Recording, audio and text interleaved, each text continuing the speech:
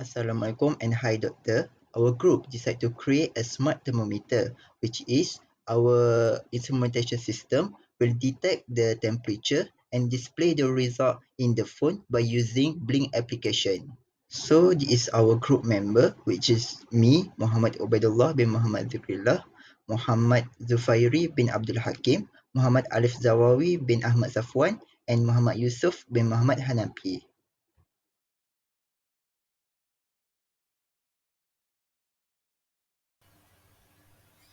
Now, for the cylindrical anti-seat thermistor, the anti-seat thermistor are temperature sensing device that utilize the negative temperature coefficient property of certain material.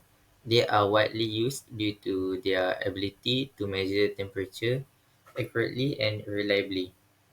The principle of the thermistor is the anti-seat thermistor works based on the principle that the electrical resistance of the sensing material decreases as the temperature increases. This characteristic makes them ideal for temperature measurement application. For the design, cylindrical among various anti-seat thermistor configuration, the cylindrical design is particularly popular. The sensor consists of a small ceramic or semiconductor material with negative temperature coefficient properties encapsulated in a cylindrical shape. This design offers several advantageous features that make it highly desirable for temperature sensing applications. There are a few of advantage of cylindrical anti-seat thermistor. One of the advantage is it is it has high sensitivity. Cylindrical anti-seat thermistor offer exceptional sensitivity to temperature changes.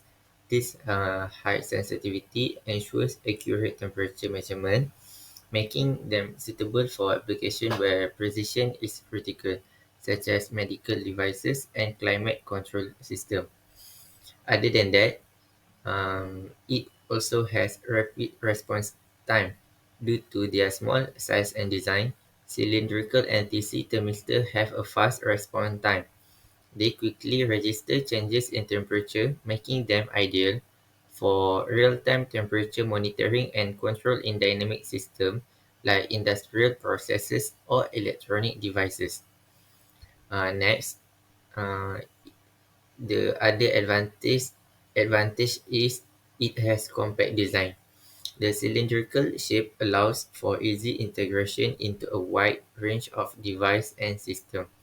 This versatility makes cylindrical anti-seat thermistor suitable for various applications even in limited space environment. And last advantage is it is cost-effective solution. Cylindrical anti-seat thermistor are cost-effective compared to some other temperature sensing technologies.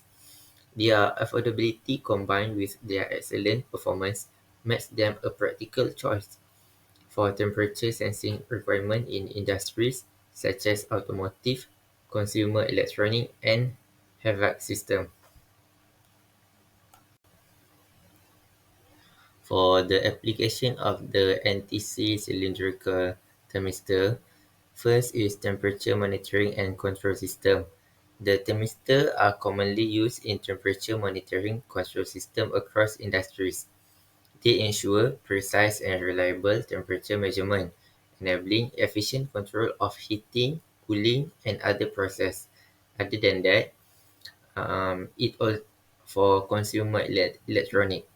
Many consumer electronic devices such as smartphones, laptops, and home appliances incorporate cylindrical anti-seat thermistors for temperature sensing. These sensors contribute to device safety, performance optimization, and thermal management. And the third application is automotive application. In the automotive industry, the cylindrical anti-seat thermistors are employed for engine temperature monitoring, climate control, and battery management. Their rapid response time and accurate measurement are crucial for vehicle efficiency and safety. And the next application is industrial processes. Industrial application often require real-time temperature monitoring for quality control and process optimization. Cylindrical anti-thermistor find use in this application due to their responsiveness and accuracy, ensuring optimal process condition. Now let me move to the next topic, which is system design. This is the component that we use in our project. First is ESP32, which is it will be the microcontroller. So it will be the brain for our electronic circuit. Next, we have LM324 OM, which is it will be the amplifier to amplify the input voltage. Then we have NTC thermistor, which is it will provide the different resistance when there is a different temperature. Next, we have a resistor. Resistor is to provide the resistance and limit the voltage. So next we have a jumper wire. Jumper wire is to connect the component to other component. Then we have a breadboard. Breadboard is a platform to connect or disconnect the component without we solder it. And lastly, we have multimeter, which is to measure the resistance and the voltage. This is our schematic diagram, and I will explain more it in the circuit drawing after this. So this is our circuit drawing.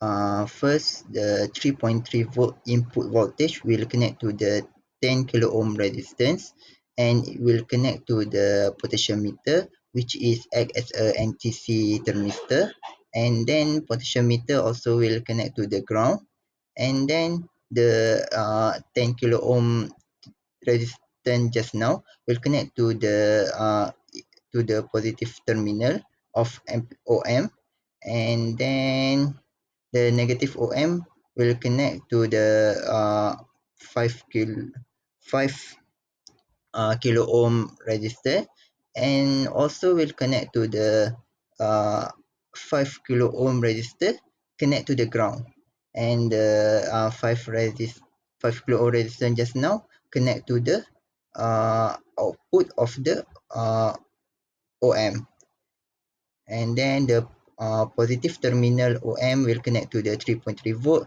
and the negative terminal and the ground terminal of the OM will connect to the ground of Arduino. And then we also detect the output, the value output, which is 1.32 volt uh, when the resistor is 2.5 kilo ohm. This is our complete circuit diagram, which is we use the ESP32 rather than we use the Arduino, because we want to display the output, because we want to display the temperature in the phone by using the blink application, and also we use the NTC thermistor rather than we use the potentiometer. This is the sample calculation of our project, which is first is the voltage divider, which is V1 equal to Z2 over Z1 plus dengan Z2, and time with V in. Then we have the amplifier, which is the gain, which R2 over R1. So the non-inverting amplifier will be the 1 plus with R2 over R1 time with V1. So when we combine all the equation, we will get the V out equal to 1 plus R2 over R1 time with Z2 over Z1 plus Z2 and time with V in. So this is our assumption, which is thermistor value is 2.5 kilo ohm. So when the value is 2.5 kilo ohm, so the V out that we'll get is 1 plus 5 over 5 and time with 2.5 uh, over 10 plus 2.5 and then time with 3.3. So finally we'll get 1.32. So this value is proven by the simulation that you see just now. This is the flowchart of our system, which is we start with define the template ID, device name, and auth token to know which blink that we will use. And then we define the SSID and password, which is to know which device that we use. Then we declare pin used for the temperature sensor, which is we use the pin 34. Then we start the serial 115200 to know the value of the output pin just now. And then we connect to Wi-Fi network.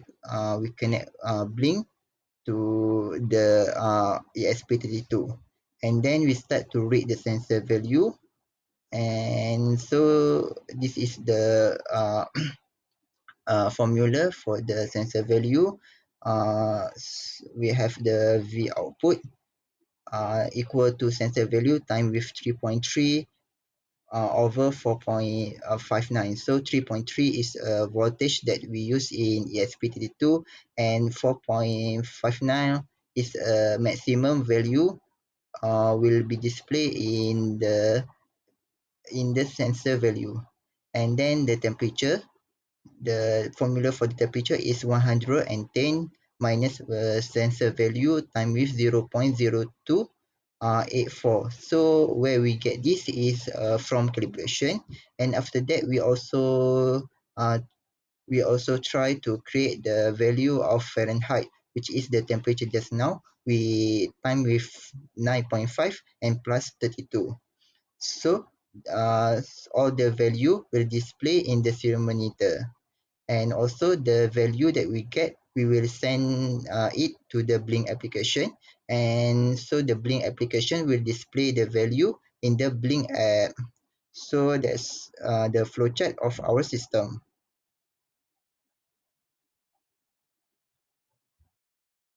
Okay, next, for our thermistor sensor project, we create one body part together with its cover, which is the container or the box, so that our components such as the breadboard, ESP32 module, battery, and others component can be stored inside the box. As we can see here, this is the design for the box cover of our project, which is the smart thermistor.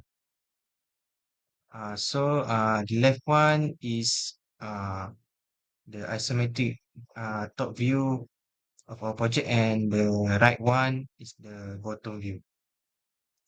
Okay, we're aware that there are a lot of design ideas that can be considered, but it is also important to ensure that the design is accurately with the size uh, of the components such as the breadboard, ESP32 module, and the battery to be fit inside the box.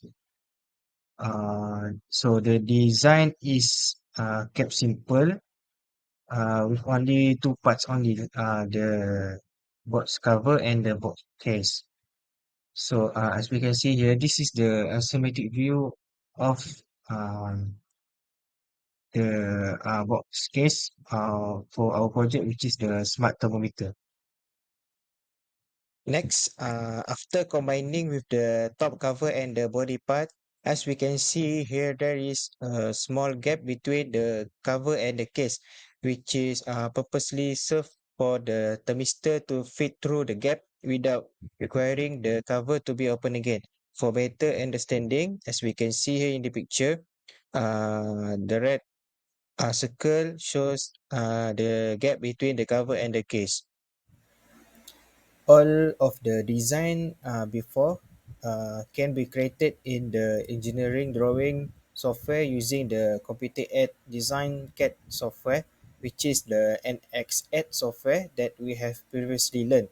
The following drawing include the detailed dimension of the box cover, box case, assembly drawing, and exploded drawing.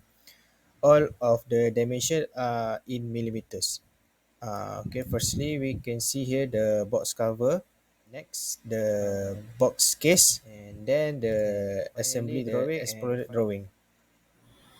So next we will go to the functionality demonstration where we would discuss upon how the circuit works, or this how the system works, and how we did the calibration.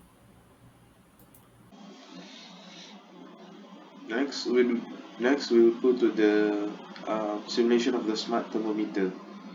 So imagine that this is the smart thermometer, and then to simulate on how the our system works, we simulate it into Tinkercad.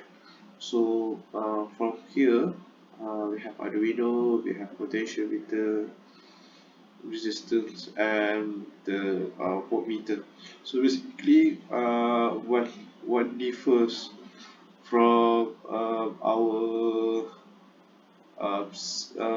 system and this the simulators actually on the Arduino and the potentiometer. So for the Arduino, we change it into the ESP32, which can send the data into our phones through Blink app.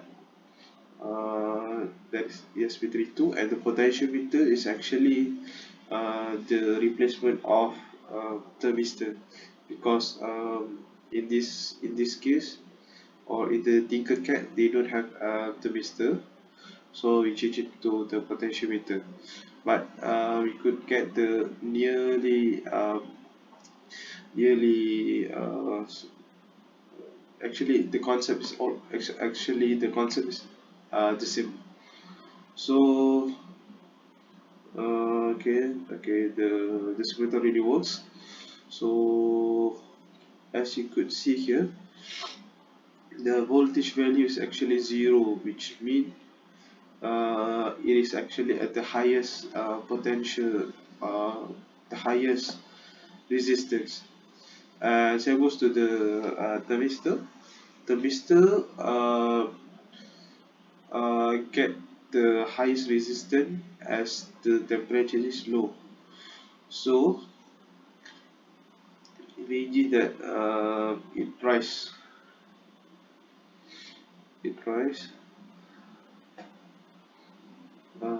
the heat lah. So which means as the heat increase, so the work should also increase, which also would lead to the decrease of the resistance.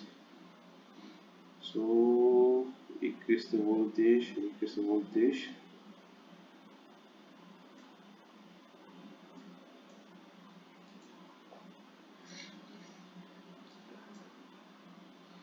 As you can see here, the voltage is getting bigger to 220, 215, 212, 200 from the previous one, where we at the 0 volt is only about 170 something. And then so that is how the thermistor works. And so the only difference is the Arduino Uno change it to ESP32, which actually help us to get the data from the circuit into our phone through Blink app.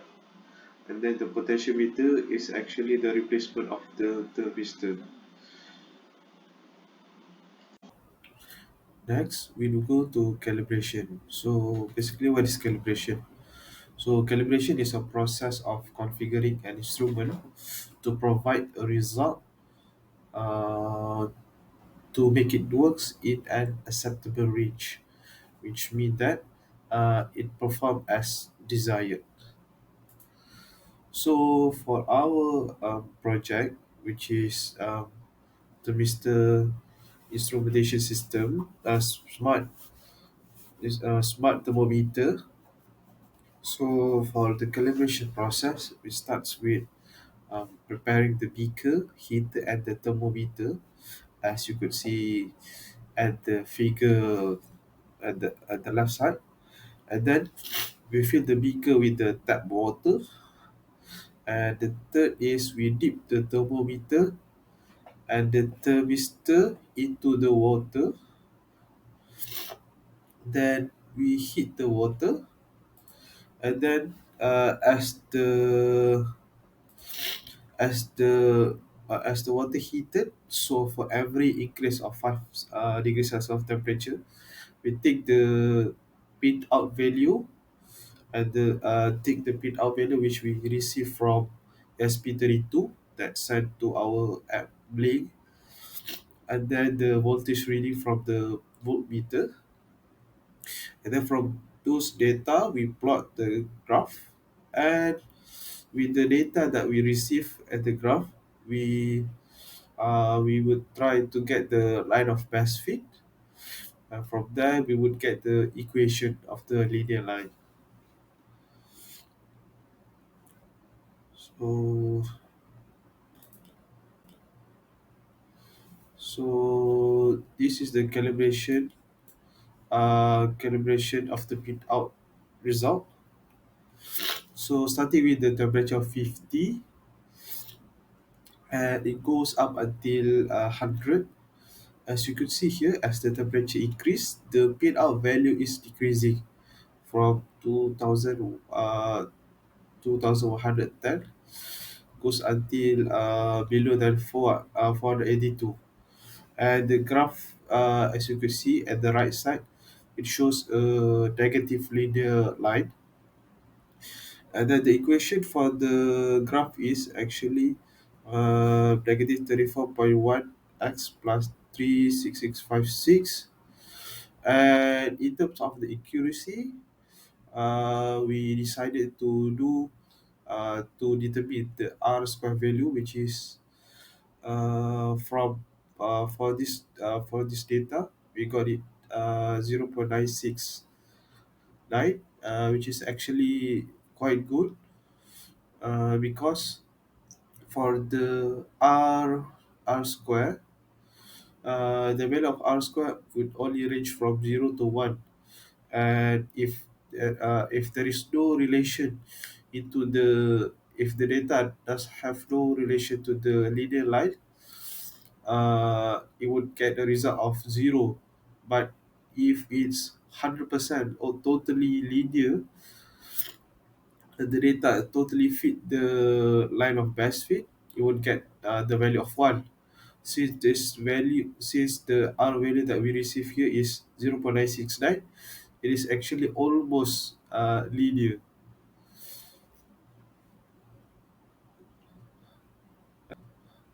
And then we go to the calibration of the voltage. So it goes here. We started with temperature of 50, and then we go to 55, 60, 65. And from here, as you can see, the voltage value is, as the temperature increase, the voltage value is also increasing, which also means that as the temperature increase, the resistance is getting lower. And at the right hand side, you could see the graph of it. So from there we get equation of 0.0275x plus 2.95, and also with the same r squared value, which is 0.969. So from here we could see that our system is quite accurate, and it performed as it should. So here are some photos of the working system. As you can see here, the reading on the thermometer and the reading that we receive from the blink is almost the same. So the system managed to perform well. I guess that's all from me. Thank you and have a great day.